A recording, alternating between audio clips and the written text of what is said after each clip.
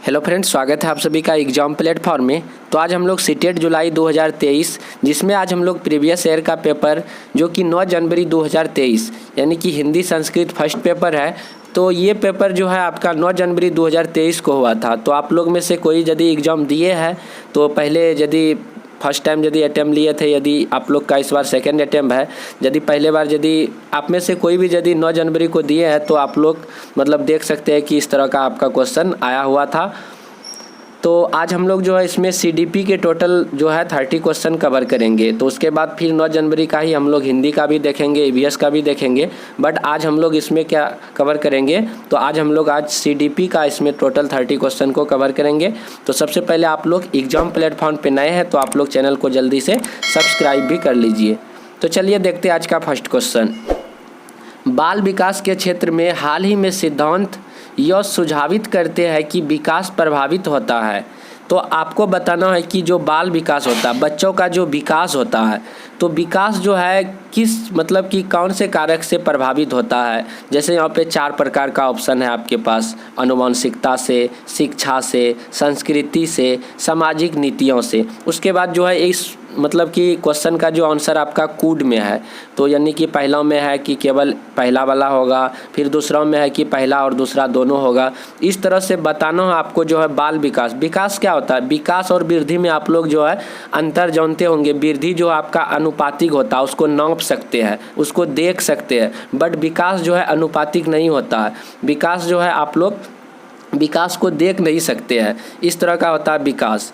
तो और विकास जो है आपका सतत चलने वाला प्रक्रिया है जो कि माँ के गर्भ से लेकर कब्र तक चलता है विकास। तो आदमी में विकास जो है मतलब कि माँ के गर्भ से लेकर के कब्र तक विकास चलता है। बट आपका जो वृद्धि होता है, वृद्धि वह एक निश्चित समय अंतराल बाद वह क्या हो जाती, रुक जाती। जैसे पेड़ पौधों में देखते होंगे या मनुष्य में भी देखते होंगे, जैसे हाइट का बढ़ना, ये एक प्रकार का वृद्धि को दर्शाता है। बट यहाँ पे क्वेश्चन में आपका बाल विकास है। तो विकास जो है किस चीज़ से प्रभावित होता है, तो आपका विकास जो है किससे प्रभावित होता है, तो विकास आपका आनुवंशिकता से भी, शिक्षा से भी और संस्कृति से भी और सामाजिक नीतियों से भी, यानी कि ऑप्शन नंबर 4 आपका बिल्कुल राइट आंसर हो जाएगा। तो इन सारे कारक जो है प्रभावित करते हैं किसको, बाल विकास को। तो बहुत ही अच्छा क्वेश्चन है। तो आप लोग यदि लगातार यदि मतलब कि जो सेट प्रैक्टिस यदि देख रहे हैं प्रीवियस ईयर का, तो आप लोगों को किसी भी प्रकार का परेशानी एग्जाम में नहीं होगा, क्योंकि सीटेट का जो है मतलब कि इसका मेन फंडा है कि क्वेश्चन का रिपीट करना। तो बार बार जो है हर एक शिफ्टों में जो क्वेश्चन जो रिपीट होते ही रहता। तो आप लोग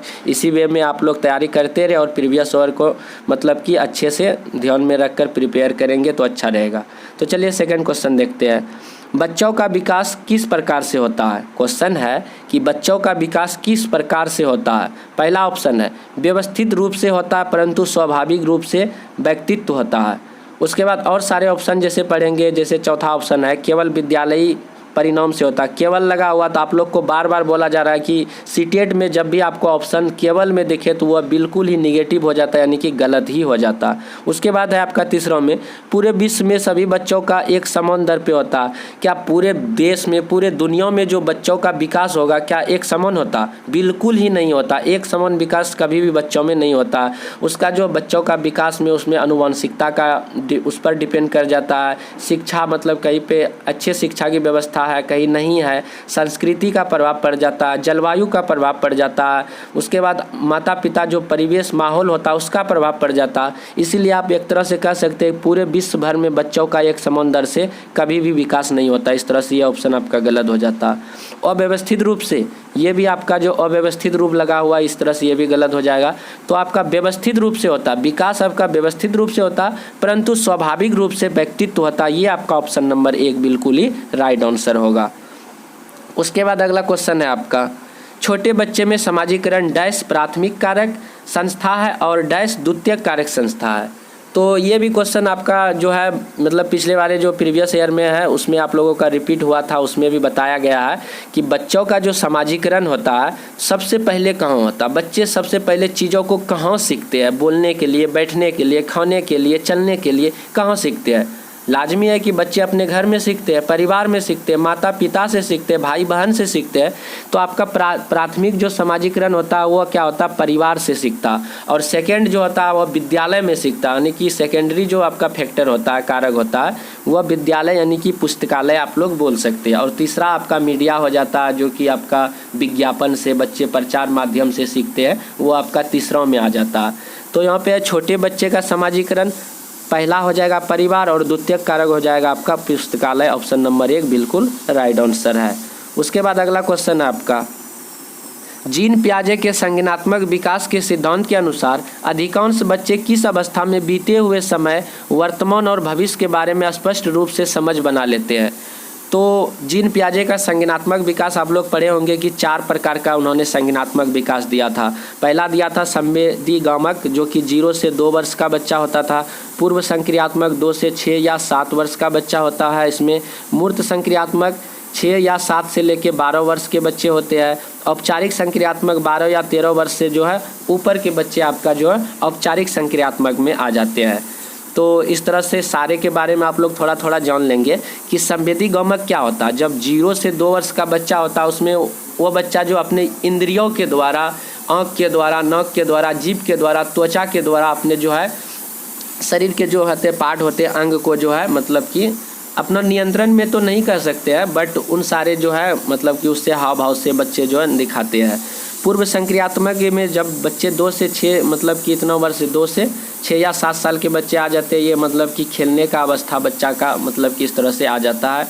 और बहुत सारे चीज़ को जो है बच्चे उस टाइम में नहीं कर पाते, जैसे किसी भी चीज़ को क्रम में नहीं लगा पाता है और छोटा बड़ा का उसमें ज्ञान नहीं हो पाता है। बट जब मूर्त संक्रियात्मक में आ जाता है बच्चा, मतलब कि चीज़ों को देख के उसमें इमेजिंग करने लगता है। जैसे ये कुर्सी है तो कुर्सी में 4 पैर होते हैं, टेबल है टेबल में 4 पैर होता है, कुर्सी में बैठता है। तो इस तरह का बच्चा जो है करने लगता है कब, जब 6 से 12 साल के बच्चे आ जाते हैं मूर्त संक्रियात्मक में। और इस अवस्था में अपलटावी का गुण आ जाता है। बच्चे मतलब कि होता है ना कि बच्चे को जब पिता स्कूल छोड़ देता, फिर स्कूल से बच्चा अपने स्वतः फिर घर आ जाता, मतलब अपलटावी का गुण आ जाता है। क्रम से बच्चे जो है छोटे से बड़े की तरफ जो वह सजा लेता है और छोटा बड़ा में अंतर कर लेता, वह मूर्त संक्रियात्मक में होता है। औपचारिक संक्रियात्मक हो जाता है क्या, बिना देखे बच्चा जो है किसी भी चीज़ का इमेजिंग कल्पना कर लेता है, कब, औपचारिक संक्रियात्मक में। लेकिन वही क्वेश्चन यहाँ पे पूछा जा रहा है कि जीन पियाजे का संज्ञानात्मक विकास सिद्धांत जो है अधिकांश बच्चे किस अवस्था में बीते हुए वर्तमान और भविष्य के बारे में स्पष्ट कर लेता, तो औपचारिक संक्रियात्मक आपका बिल्कुल राइट आंसर हो जाएगा, ऑप्शन नंबर 4। तो 1-2 क्वेश्चन में कुछ ज़्यादा बोला जा रहा है तो बट आपके लिए मतलब कि ये ज़्यादा हेल्पफुल होगा, तो आप लोग इससे मतलब घबराएंगे नहीं। चलिए उसके बाद देखेंगे अगले क्वेश्चन को हम लोग। जीन पियाजे के सिद्धांत में चिंतन की बुनियादी निर्मितों को किस रूप में जाना जाता है।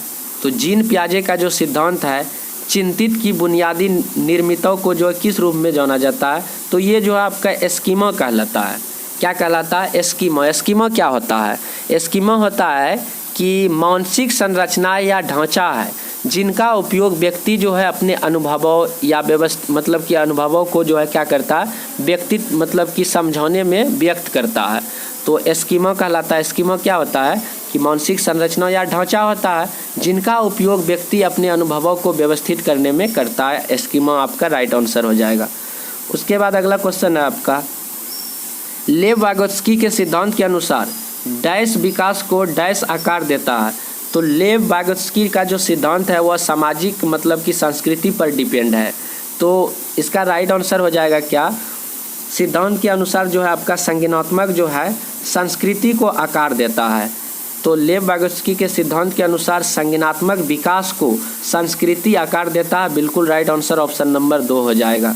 उसके बाद अगला क्वेश्चन है आपका, लेव वागोत्स्की ने संज्ञानात्मक विकास की प्रक्रिया में किसकी भूमिका पर बल दिया है। जो लेव वागोत्स्की जो है उन्होंने संज्ञानात्मक विकास का जो है सिद्धांत दिया है, तो वह संज्ञानात्मक विकास की प्रक्रिया में किसकी भूमिका पर ज़्यादा बल दिया है, तो भाषा की भूमिका पर ज़्यादा बल दिया है। ऑप्शन नंबर 1 बिल्कुल राइट आंसर होगा।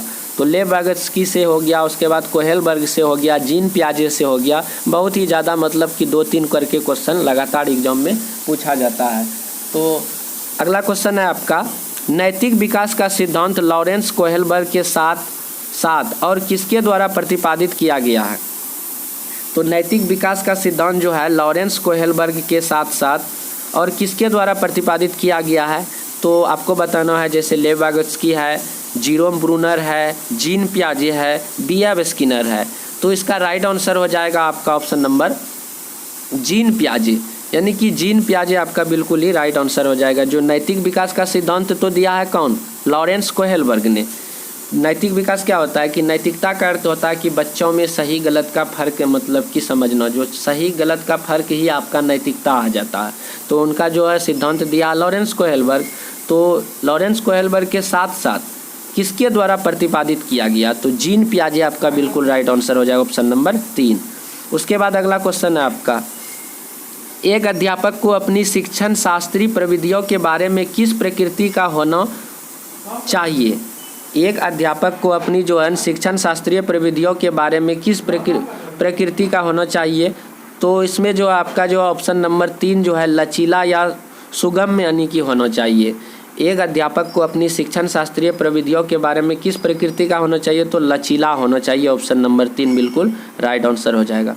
उसके बाद अगला क्वेश्चन है आपका, बुद्धि लब्धि यानी कि IQ परीक्षणों की आलोचना प्रायः क्यों किया जाती है? मतलब क्यों की जाती है? जो बुद्धि लब्धि होती है मतलब कि बुद्धि की जो है उसमें मापा जाता है, तो इसका जो है बराबर आलोचना किया जाता है। तो यह आलोचना किस लिए किया जाता है? इन चारों ऑप्शन में आपको पढ़ के बताना है कि उसका आलोचना क्यों किया जाता है। तो जैसे ऑप्शन है आपका पहला, कौशलों को विस्तृत श्रृंखला में मापने की उनकी क्षमता। ये तो बिल्कुल सही बात है। IQ का जो है मतलब क्यों मतलब कि बुद्धि लब्धि मापा जाता है कि उसमें कौशलों का विस्तृत श्रृंखला का मापने के लिए यह क्षमता होता है, ये सही बात है।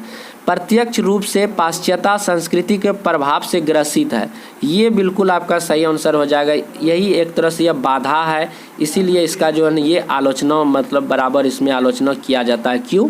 क्योंकि प्रत्यक्ष रूप से पाश्चात्य संस्कृति के प्रभाव से यह ग्रसित है। कौन? बुद्धि लब्धि यानी कि IQ। उसके बाद अगला क्वेश्चन है आपका, जो कि कथन और तर्क से रिलेटेड 1-2 क्वेश्चन आपका हर एक शिफ्ट में जो है बिल्कुल ही पूछा जाएगा, तो और पूछा भी जाता है। क्वेश्चन है कथन से आपका है, जब कोई विद्यार्थी किसी दिए गए प्रश्न का हल ढूंढने की प्रक्रिया में जूझ रहा है, जब कोई विद्यार्थी किसी प्रश्न का जो हल ढूंढने में सॉल्व करने में वह लगा हुआ है, उससे वह उस प्रक्रिया से जूझ रहा, लगातार जो है मतलब कि उसमें फंसा हुआ है और बार बार वह मेहनत कर रहा, तो अध्यापक को उसे अपने विचार मौखिक तौर पर अभिव्यक्त करने के लिए प्रोत्साहित करना चाहिए। तो मतलब कि जो है इसमें बताया जा रहा है, जो बच्चे जो है लगातार उससे हल ढूंढने में जूझ रहा, तो अध्यापक को जो मौखिक तौर पे बच्चे को जो कुछ हिंट्स देना चाहिए कि ऐसे करो वैसे करो, मतलब स्टेप बाय स्टेप कुछ उसे हिंट्स देना चाहिए। सही बात है। और तर्क देखिए क्या कहता है, अधिगम तब अधिक प्रभावशाली होता है जब अध्यापक विद्यार्थियों से सफलता की कम से कम अपेक्षा रखते हैं। ये बात बिल्कुल सरासरी एक तरह से आप लोग गलत मान सकते हैं। अधिगम क्या तभी प्रभावशाली होगा जब जो है शिक्षक बच्चों से कम उम्मीद रखेंगे, ये बिल्कुल गलत बात है।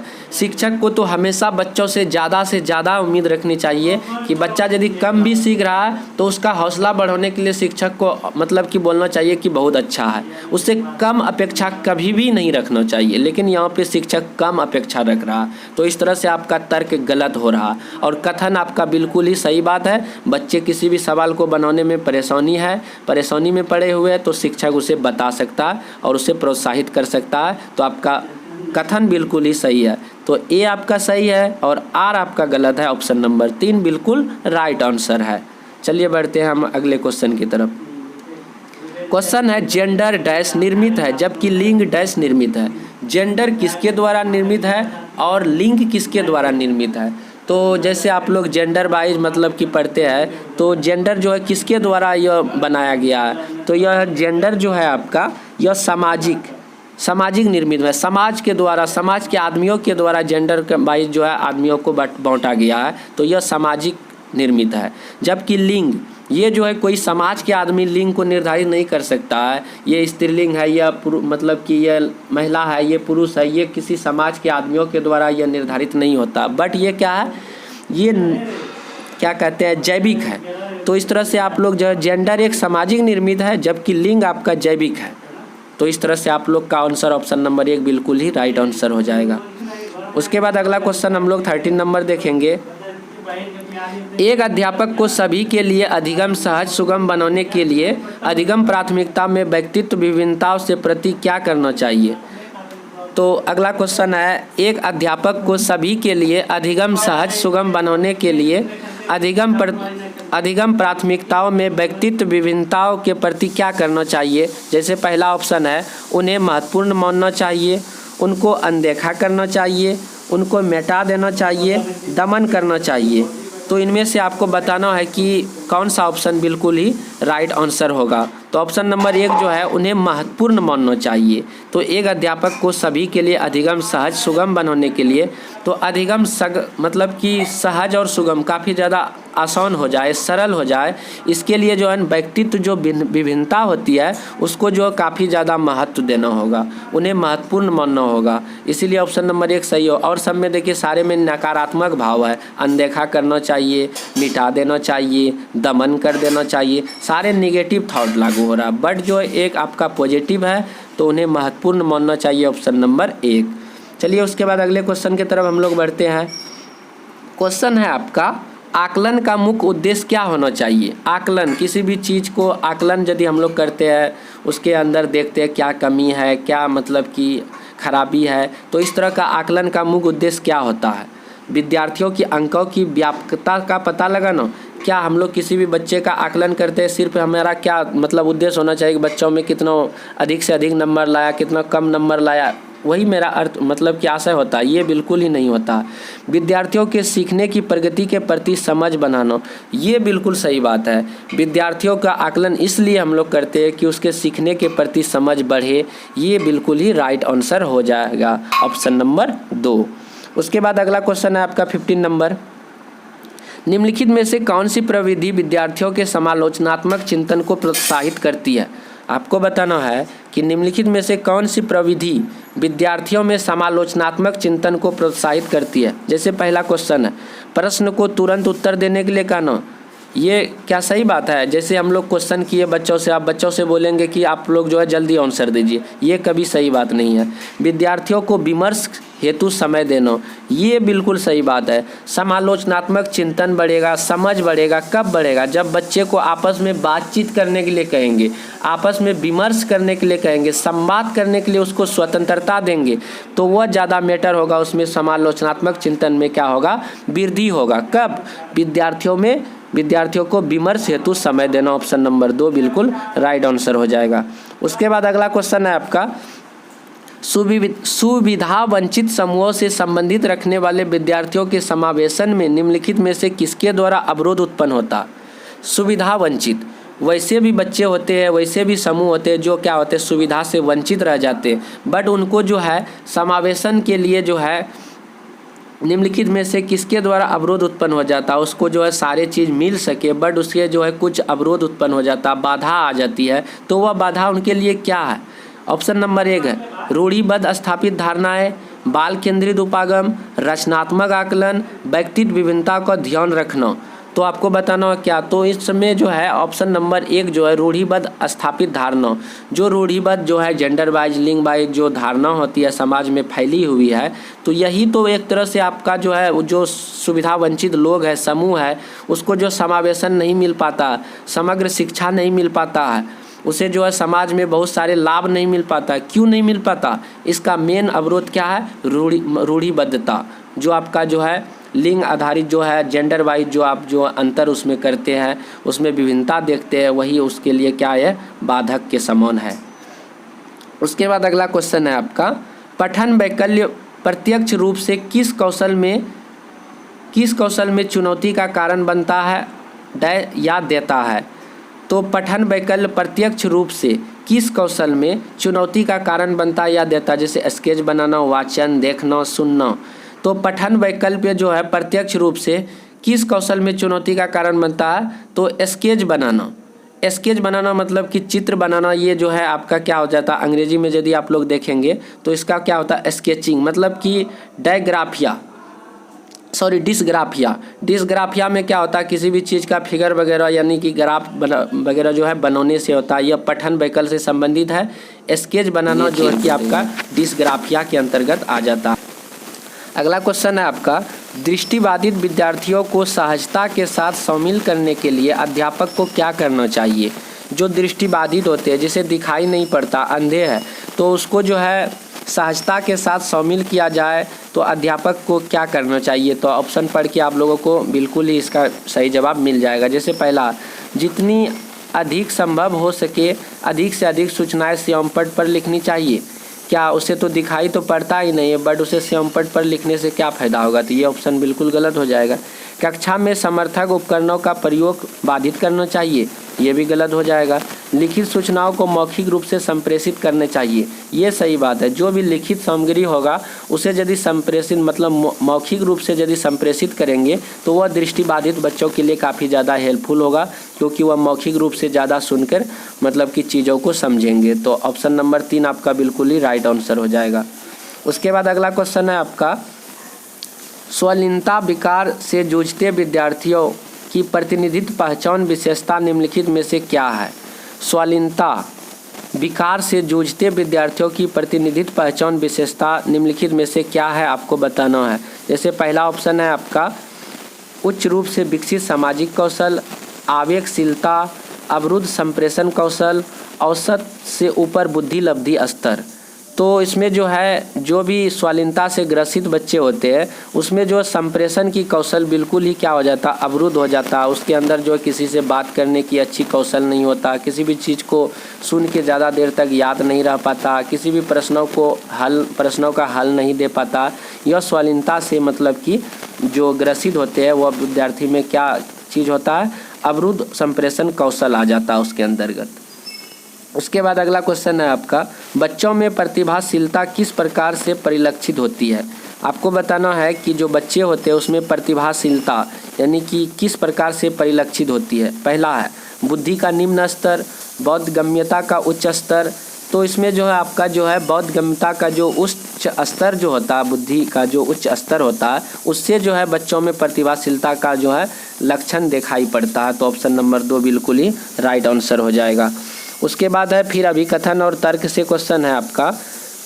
अभिकथन में बोला जा रहा है कि विद्यालयों को नवीन ज्ञान के सृजन की ओर लक्षित पाठचर्या पर बल देना चाहिए। बिल्कुल सही बात है, विद्यालय को जो है नवीन ज्ञान, नया ज्ञान सृजन की ओर जो है पाठचर्या पर बल देना है। उसके बाद है तर्क में कहता है, बच्चों में अध्यापक के सहयोग से नवीन ज्ञान के सृजन और उसकी व्याख्या करने की क्षमता होती है। ये भी सही बात है, बच्चों में नवीन ज्ञान का सृजन करने में जो उसका जो है शिक्षक का काफ़ी ज़्यादा सहयोग होता है। ये भी बात सही है। तो आपका जो है कथन भी सही है और तर्क भी सही है, और तर्क आपका सही व्याख्या भी कर रहा है। तो ऑप्शन नंबर 1 बिल्कुल ही राइट आंसर आपका हो जाएगा। उसके बाद अगला क्वेश्चन है आपका, विद्यालयों को किस पर बल देना चाहिए। तो विद्यालय को किस पर ज़्यादा बल देना चाहिए, तो ऑप्शन को पढ़ के आप लोग को पता चल जाएगा। जैसे पहला, सीखी गई सामग्रियों को ज्यों का त्यों कह देना, ये बिल्कुल गलत हो जाएगा। उसके बाद है पाठ्य पुस्तकों से सीखना, संदर्भ रहित अधिगम। तो विद्यालय को इस बात पर क्या जोर देना चाहिए, जो संदर्भ रहित अधिगम है, ये बिल्कुल ही गलत हो जाएगा। रचनात्मक अधिगम, ये तो आपका बिल्कुल ही रचनात्मक वर्ड दिखे तो आपका पॉजिटिव काम करता है। तो आपको विद्यालय जो है किस पर बल देना चाहिए, तो रचनात्मक जो कौशल होता है, अधिगम होता है, उस पर ज़्यादा बल देना चाहिए। ऑप्शन नंबर 4 आपका राइट आंसर हो जाएगा। उसके बाद अगला क्वेश्चन है आपका, प्रेरक अधिगम परिवेश सृजित करने के लिए क्या महत्वपूर्ण है। आपको बताना है कि प्रेरक अधिगम परिवेश सृजित करने के लिए क्या महत्वपूर्ण है। पहला ऑप्शन है स्व अधिगम के लिए अवसरों को कम कर देना। बच्चे यदि किसी भी चीज़ को यदि स्वयं से करता है, समझता है, तो उस चीज़ के लिए क्या उसे समय कम देना चाहिए, ये गलत बात है। स्व आकलन हेतु अवसर देना चाहिए, ये बिल्कुल सही बात है। प्रेरक अधिगम परिवेश सृजित करने के लिए बच्चा में सृजनशील गुण आए, इसके लिए बच्चे को जो है स्वयं उस चीज़ के लिए करने के लिए समय देना चाहिए। मतलब किसी भी चीज़ को स्वयं करके सीखेगा तो वह बच्चा में सृजनशील गुण आ जाएगा। तो ये आपका राइट आंसर हो जाएगा। स्व आकलन हेतु उसे अवसर देना चाहिए, समय देना चाहिए। उसके बाद अगला क्वेश्चन है आपका, फिर आपका अभिकथन और तर्क से क्वेश्चन है। अभिकथन कहता है अध्यापक को चाहिए कि वह विद्यार्थियों को योग्यता की सत्व संबंधी परिप्रेक्ष्य विकसित करने के लिए प्रोत्साहित करे। बिल्कुल सही बात है। उसके बाद तर्क में देखिए क्या कह रहा है, योग्यता का अस्तित्व संबंधी परिप्रेक्ष्य विद्यार्थियों को अधिक प्रभावशाली तरीके से सीखने के लिए अभिप्रेरित करता है। योग्यता का जो अस्तित्व संबंधी जो है परिप्रेक्ष्य जो है विद्यार्थियों को अधिक प्रभावशाली तरीके से सीखने के लिए अभिप्रेरित करता है। तो ये आपका जो है इसमें जो आपका जो है तर्क जो है मतलब कथन सही है, बट आपका जो है क्या कहते हैं सॉरी यहाँ पे जो है आपका अभिकथन और तर्क दोनों गलत हो जाएगा। ऑप्शन नंबर 4 बिल्कुल राइट आंसर हो जाएगा, क्योंकि देखिए अध्यापक को चाहिए कि वह विद्यार्थियों की योग्यता का सत्व संबंधी परिप्रेक्ष्य विकसित करने के लिए उसे प्रोत्साहित करे। तो आपका जो है यहाँ पे कथन भी गलत हो रहा है और आपका तर्क भी जो है बिल्कुल ही गलत हो रहा है। तो ऑप्शन नंबर 4 आपका राइट आंसर हो जाएगा। उसके बाद अगला क्वेश्चन है आपका, निम्नलिखित में से किसके द्वारा समस्या समाधान में अवरोध पैदा होने की संभावना है। आपको बताना है कि निम्नलिखित में से जो है किसके द्वारा समस्या समाधान में अवरोध पैदा हो सकता है, बाधा उत्पन्न हो सकता है, किसके द्वारा। ऑप्शन 1 है कार्यात्मक स्थिरता। तो किसी भी चीज़ में बच्चों में स्थिर रख के जो है उसमें विकास नहीं हो सकता। जैसे यहाँ पे कार्यात्मक स्थिरता है तो ये स्थिरता जो है बच्चों की जो समस्या का जो समाधान है उसमें जो यह बाधा उत्पन्न करेगा। तो ऑप्शन नंबर 1 बिल्कुल राइट आंसर हो जाएगा। और सब जैसे है देखिए अपसारी चिंतन जहाँ तक कि उसका जो है समस्या समाधान को बढ़ाने में मदद करेगा। उसके बाद है विमर्शात्मक लेखन। उसके बाद है आपका क्या लचीलापन, ये भी आपका सपोर्ट ही करेगा। बट कार्यात्मक स्थिरता है तो इस तरह से यह जो है बाधा का काम करेगा। उसके बाद अगला क्वेश्चन है आपका, अध्यापकों को चाहिए कि विद्यार्थियों की भ्रांतियों की पहचान करें और उनकी अनदेखी करने के बजाय उन पर चर्चा करें। तर्क कहता है ये भ्रांतियाँ वैकल्पिक अवधारणाओं के रूप में है जो अक्सर विद्यार्थियों अपने परिवेश के साथ अंतःक्रिया करके आधार बना लेते हैं और ये अधिगम प्रक्रिया में अर्थपूर्ण है। यानी कि दोनों ही बात इसमें सही है। ऑप्शन नंबर 1 बिल्कुल राइट आंसर हो जाएगा। उसके बाद अगला क्वेश्चन है आपका भावनाएं। तो भावनाएं आपका बताना है कि भावनाएं क्या है। जैसे पहला है अधिगम को महत्वपूर्ण रूप से प्रभावित करती है परंतु स्मृति को नहीं, ये गलत हो जाएगा। तो अधिगम भावना क्या होता है, भावना जो है दोनों को प्रभावित करेगा। तो भावना जो आपका जो है अधिगम को भी प्रभावित करेगा और स्मृति को भी प्रभावित करेगा। तो देखते हैं ऑप्शन नंबर किसमें 3 में देखते हैं क्या है। अधिगम जो है महत्वपूर्ण रूप से प्रभावित करती है, साथ ही साथ स्मृति को भी। तो इस तरह से ऑप्शन नंबर 3 जो है बिल्कुल ही राइट आंसर हो जाएगा। तो भावनाएं के बारे में आप लोग बोल सकते हैं अधिगम को महत्वपूर्ण रूप से प्रभावित करती ही है, साथ ही साथ स्मृति को भी प्रभावित करती है। कौन? भावनाएं। तो ऑप्शन नंबर 3 आपका राइट आंसर हो जाएगा। उसके बाद अगला क्वेश्चन है आपका, विद्यार्थी सीखने के प्रति अभिप्रेरित होते हैं यदि कार्य। विद्यार्थी सीखने के प्रति कब अभिप्रेरित होगा, यदि उसका कार्य किस प्रकार होगा। तो आपको बताना है कि अप्रासंगिक होगा, बिना किसी चुनौती वाला होगा, उनके जीवन से संबंधित होगा या बहुत ही अमूर्त होगा। तो बच्चे कब सीखने के लिए अभिप्रेरित होगा, जब उसका कार्य उनके जीवन से रिलेटेड होगा, उसका लाइफ से रिलेटेड होगा, तब वह बच्चे ज़्यादा अभिप्रेरित होगा सीखने के लिए किसी भी चीज़ों को। उसके बाद अगला क्वेश्चन है आपका, विद्यार्थियों के अधिगम को सहज सुगम बनाने के लिए अध्यापक को क्या करना चाहिए। विद्यार्थी जो सीखने से मतलब कि सीख रहा है, पढ़ रहा है कक्ष में, उसको अधिगम को आसान बनाने के लिए, सरल बनाने के लिए, सहज और सुगम बनाने के लिए शिक्षक को क्या करना चाहिए। पहला ऑप्शन है विद्यार्थी के पूर्व ज्ञान को अनदेखी करना चाहिए।